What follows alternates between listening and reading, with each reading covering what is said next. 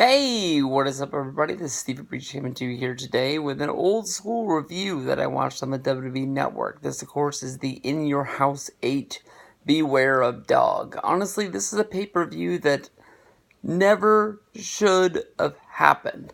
And the one reason why this pay-per-view is probably remembered more than anything else is because a severe thunderstorm happened in South Carolina the night that In Your House went down. This is the one and only time WWE's ever ran a pay-per-view in the state of South Carolina. And the pay-per-view basically was shut down due to a lack of power in the arena, and WWE had to act on just trying to find some way to fix this situation. After the pay-per-view went dark, basically, you had to tune in to WWE's Monday Night Raw live on USA the next night, where basically Vince apologized for the power outage, basically saying that, there was problems that were out of his control, and he basically asked you to tune in live on pay-per-view the next night, where Beware of Dog 2 would go down, where basically they would try and make up for the night before. Honestly, in my opinion, seeing how, the Beware of Dog show was probably not bringing in a lot of money to the company. In Your House was a way of basically having more pay-per-views throughout the year that were not WrestleMania, not Royal Rumble, not Survivor Series. They weren't built up to the point of the mega pay-per-views, but it was just, if you wanted to see wrestling more often, there was a cheaper price point. In Your Houses normally ran for about $20. You could tune in and watch the show. There would normally always be one storyline, normally for the WWF Championship, as well as maybe a tag title or an Intercontinental title match that was built up. And sometimes most of the other matches were same matches that you'd see on WWE Raw, just with no build, just maybe continuing a storyline to get you to the next major pay-per-view. At this time, to sort of tell you where WWF was, they were not into a place of basically, they already had your pay-per-view money. They were not going to give up their cut. That is one of the reasons why they did not issue refunds. WWF already had in the bag that Tuesday night they were going to be doing WWF Superstar tapings in South Carolina, and all of the wrestlers that were due to appear on the pay-per-view were going to be there. So they basically just said, hey, we'll film the pay-per-view at the Superstars taping and just still make the same amount of money that they were going to make in the meantime. For people that were tape traders back in the day, whether if it was VHS or whether if it was DVD, Beware of Dog, which I'm not 100% sure, probably was released somehow on Coliseum Home Video, but for most tape traders, people wanted to have Beware of Dog, and people wanted to have Beware of Dog 2. They didn't want to have what was sort of put together on the Coliseum Home Video, and when you tune into the WWE Network, you will find out why. Because that is what is shown on the WWE Network in the on-demand section under pay-per-views. When you go check out 1995, because of the fact that this is just a cut and paste. Matches aren't even in the same order that they were in. They build up this Shawn Michaels match as the main event, and it ends up being the second match. It ends up being on the card. It's just an all-around bad ordeal. To tell you where WWF was at this point, it was the next month that Stone Cold Steve Austin would win the King of the Ring in 1996, where he would, give the Austin 3:16 speech, which a lot of people think is the major kickoff of Stone Cold Steve Austin.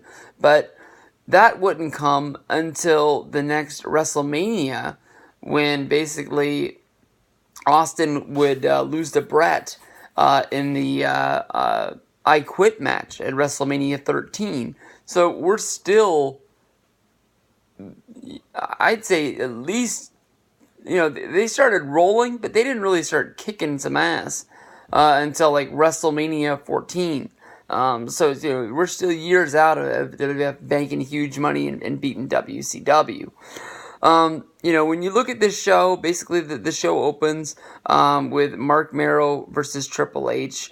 These guys had a really good feud over the Intercontinental title, but as of right now, Goldust is your Intercontinental Champion. So this basically is just a feud with basically Triple H trying to steal Sable from Mark Merrow. Mark Merrow ends up getting the win. This is a really, really long match, but honestly, it's really good. People, say things about Mark Merrow not being a good wrestler.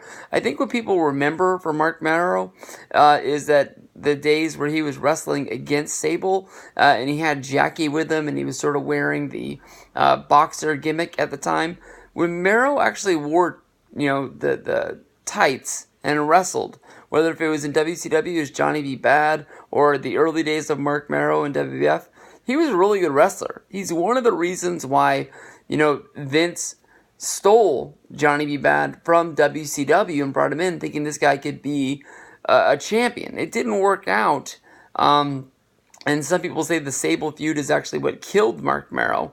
But Mark Merrow was a good wrestler. This was a really, really good match. Mark Merrow gets the win. From there we go to the Shawn Michaels versus Bulldog match.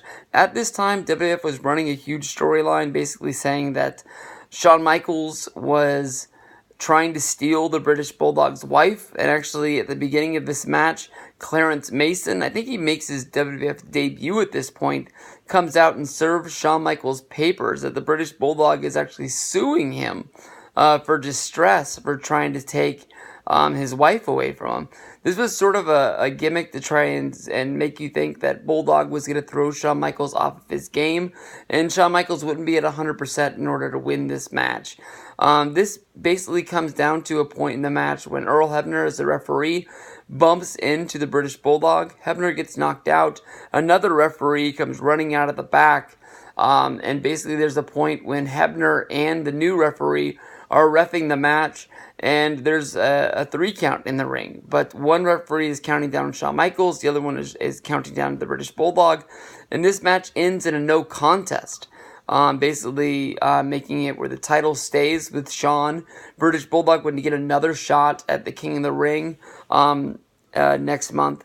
But that sort of ends the pay-per-view. But on the WWE Network, the show just rolls on and continues with a Savio Vega versus Stone Cold Steve Austin Caribbean strap match where these guys just beat the hell out of each other.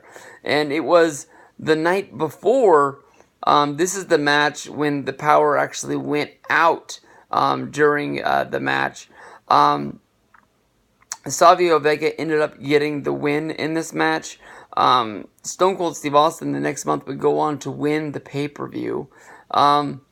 I can honestly say there's nothing really big out of this match. Stone Cold Steve Austin has said that it's guys like Savio Vega and, wrestling matches against Shawn Michaels that really got him into shape after coming over from WCW, and wrestling as the ringmaster. This is a match that's probably on every Stone Cold Steve Austin best of DVD along the way.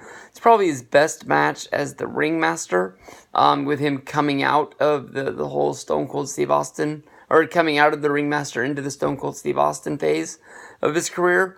From there we go to a singles match between Vader and Yokozuna. When two guys this size get in the ring, it's always going to be fun. And this was a really good match, honestly, in my mind. At this point, Yoko was almost at the point where he was out of commission because he just got too freaking big. He would disappear from the WWF soon after this, and there was always those rumors in WCW that Yokozuna was showing up to join the WCW. I don't think we would see him again until that horrible World of Legends of Wrestling, I think is what it was called, pay-per-view, and that was bad. I think he ended up wrestling in the main events against like Jim the Anvil Neidhart, I think is who it was. Something like that, but it was bad. The main event ends up being a casket match with Goldust defeating The Undertaker. Yeah, you got that right. It doesn't really make a lot of sense for The Undertaker to lose this match. But basically the Intercontinental title was on the line. I don't think that it was ever going to be with The Undertaker was going I don't think it was in the cards that Undertaker was ever going to win the IC belt, but it is what it is. Undertaker performed his tombstone to put Goldust into the casket. However, when when Undertaker opened up the casket, it ended up having Mankind on the inside, who basically put the mandible claw onto Undertaker, and then basically was able to get Undertaker into the casket, shutting the lid, making it where Goldust would win the match, keeping the Intercontinental title, and then basically Mankind was sort of showing off that he was able to be the one to defeat Undertaker. But from then inside of the coffin, it started to basically smoke up, and Mankind just took off, running away.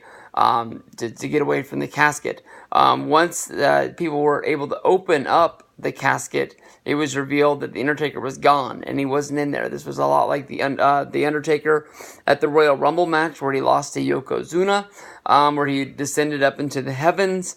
But from there, the arena lights turned off and the Undertaker theme played, and we had a question: where is the Undertaker?